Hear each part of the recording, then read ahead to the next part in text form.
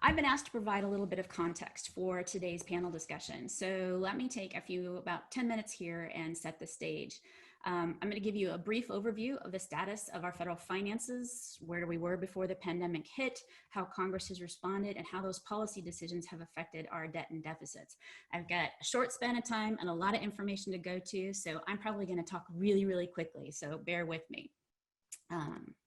So this chart plots the path of our national debt relative to the size of our economy since about 1900.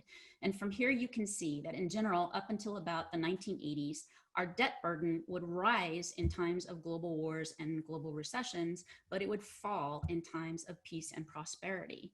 But right around here in the 1980s, something changed. Our debt kept rising despite generally strong economic growth. So what happened?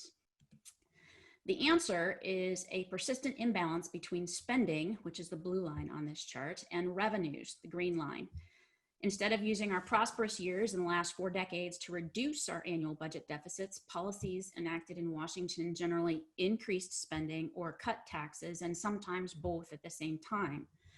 For a brief period in the 1990s, fiscal responsibility did reign supreme, but unfortunately, the budget surpluses then were too small and too few to have a lasting impact.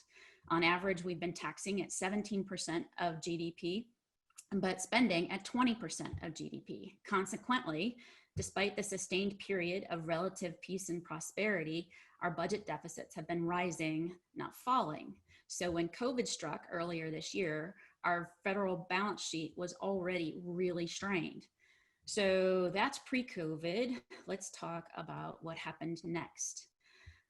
In March of this year, it became apparent that the coronavirus was spreading uncontrollably in the United States. The president declared a national emergency, and a collective decision was made to place the economy in what I call a self-induced coma, basically sent everybody home to quarantine in place except only the most essential workers. Businesses shuttered for an indeterminate time, and because of that, a lot of workers lost their jobs, pushing the unemployment rate up more than 10 points in the span of just 1 month. Unemployment has since recovered a little, but at 8.4%, it still remains substantially higher than its pre-recession level, excuse me, of 3.5%.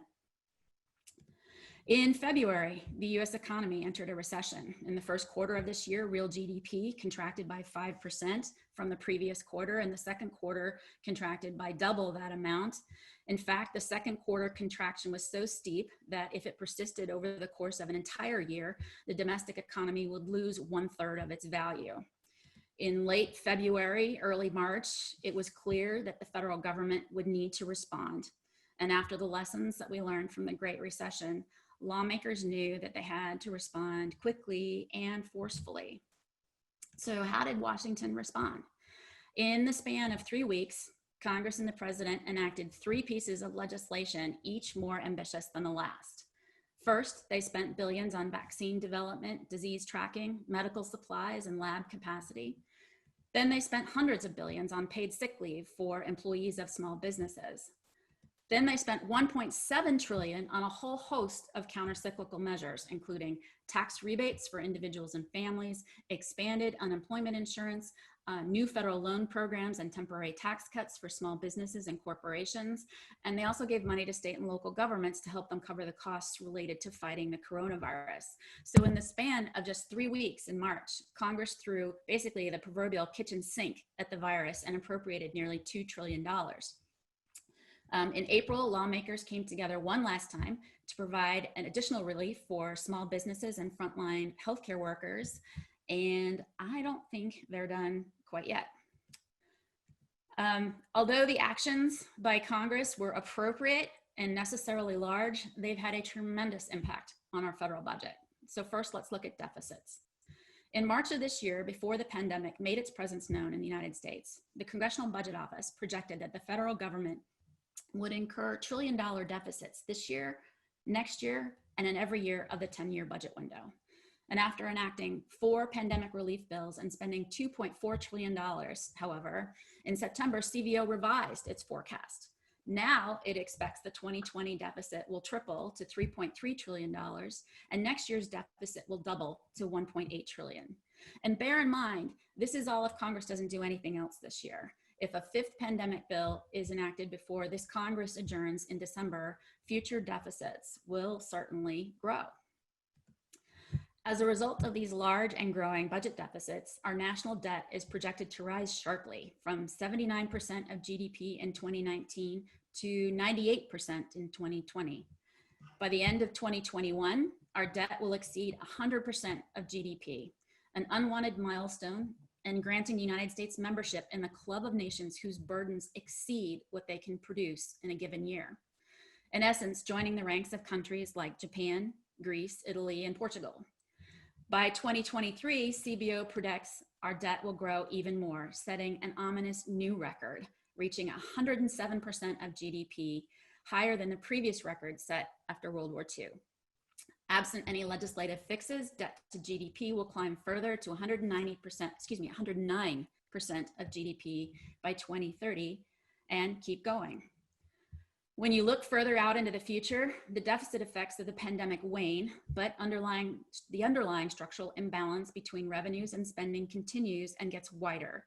And as a consequence, our deficits and our debt begin to grow again, reaching levels that are truly and wholly unsustainable.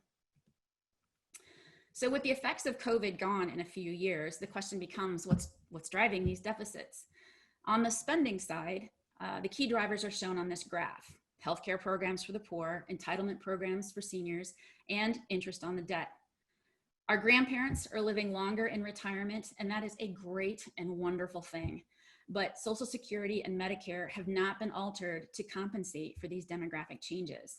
Spending on federal healthcare programs is being driven by healthcare costs that are growing faster than the economy. Interest rates are near historic lows, but we've run up such a large amount of debt that low interest rates still cannot prevent spiraling interest costs. In fact, after this year, net interest costs will be the fastest growing category of spending, faster than Social Security, faster than Medicare, and faster than defense spending. So what's the top line here? Any conversation about fiscal responsibility that doesn't address these four categories is simply not credible, and it's not serious. But just like it takes two to tango, it also takes two to create a deficit. We just talked about the spending side, so now let's talk about revenues. Whereas spending grows over the next 30 years relative to the size of the economy, revenues are relatively flat, hovering at about 17% of GDP. So why? Well, federal revenues are driven by income taxes, which in turn are driven by economic growth. But our economy can only grow as fast as we can produce output, the goods and services that others want to purchase. And output is constrained by two key variables: the size of our labor force and the productivity of those workers. So what do we know about the size of our labor force in the future? Well, you've probably heard this before. Women are marrying later and they're having fewer children. As a result, our future potential labor force is projected to grow only 1/3 as fast as it has in prior years. And how do we know this? We know this because the workers of tomorrow have already been born and we can count them. So we know this to be true. So what does this tell us? It says that we cannot grow our way out of this debt problem, at least not with the known demographics that we have today. The odds of returning to the days of 4 or 5% economic growth per year are simply not possible unless we do something to increase the size of our labor force. I'm running a little short on time, so I'm going to speed up quickly through this chart and just say one thing. The revenue forecasts that underpin CBO's projections of debt and deficits in this presentation are probably too optimistic. They assume the expiration of temporary tax cuts in 2025, and Congress is unlikely to let that happen. So deficits are probably going to be larger than what I've presented here, as if we needed more bad news. Even scarier than the accumulation of debt that I've mentioned is the precious time that we are losing to take corrective action. Even if policymakers strike a grand bargain within the next few years, significant savings will be necessary.